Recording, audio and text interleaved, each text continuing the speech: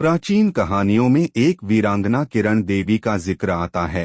कहते हैं कि उसने शहंशाह अकबर को झुकने के लिए मजबूर कर दिया था। अकबर ने किरण देवी से प्राणों की भीख मांगी थी। राजस्थान वीरों और योद्धाओं की धरती है। यहाँ के रेतीले धोरों का वीरता और शौर्य से बहुत पुराना रिश्ता रहा है। इतिहास आज भी ऐसे वीरों और वीरांगनाओं की कहानी कहता है जिनके त्याग और बलिदान ने इस धरा की शान बढ़ाई।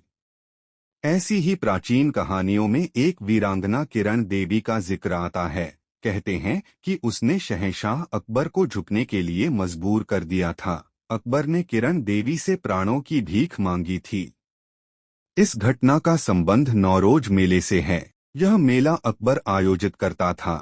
ऐसी मान्यता है कि अकबर इस मेले में वेश बदलकर आता और यहाँ सुंदर महिलाओं की तलाश करता था। एक दिन उसकी नजर मेले में घूम रही किरण देवी पर पड़ी। वह किसी भी कीमत पर उसे हासिल करना चाहता था।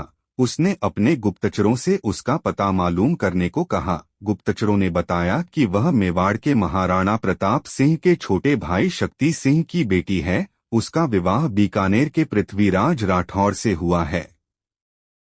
अकबर ने पृथ्वीराज को किसी युद्ध के बहाने बाहर भेज दिया और किरण देवी को एक सेविका के जरिए संदेश भेजा कि बादशाह ने आपको बुलाया है। किरण देवी ने बादशाह के हुक्म का पालन किया और वह महल में गई। वहां जाकर उसे अकबर के इरादों का पता चला। यह देखकर किरण देवी को क्रोध आ गया। जिस कालीन पर अकबर खड़ा था उसने वह खींचा और बादशाह धराशायी हो गया। किरण देवी हथियार चलाने और आत्मरक्षा में भी पारंगत थी। वह अकबर की छाती पर बैठ गई और कटारी निकालकर उसकी गर्दन पर रखते हुए बोली, बोलो बादशाह, तुम्हारी आखिरी इच्छा क्या है? बाजी इतनी जल्दी पलट जाएगी, इसका अंदाजा अकबर को भी नहीं था। वह किरण से माफी मांगने लगा। बोला, किरण, तुम यकीनन दुर्गा हो, मुझे माफ करो। अगर मैं मर गया तो देश में कई समस्याएं हो जाएंगी।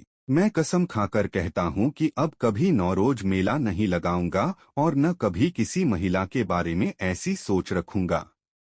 अकबर को काफी खरी खोटी सुनाने के बाद किरण ने उसे माफ कर दिया और चेतावनी देकर वापस अपने महल में आ गई। कहा जाता है कि अकबर ने फिर कभी नौरोज मेला नहीं लगाया।